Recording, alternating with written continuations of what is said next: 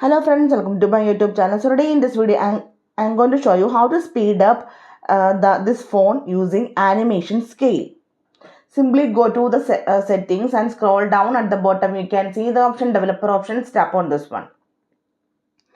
Now scroll to drawing section. So here you can see some sections. You can see the debugging section. Then you can see input section. So you can see the drawing section. Then here you can see some animations.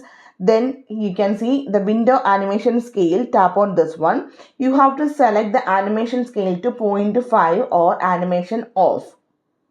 So here I am going to select the option 0.5. Then select the option transition and animation scale.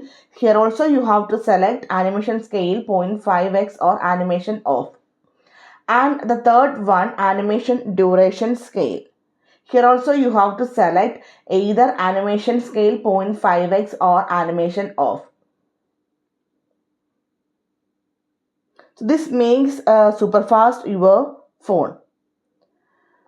So simply in this way we can speed up our phone using animation scale. So hope you guys enjoy this video. Thank you for watching. Thank you. Bye-bye.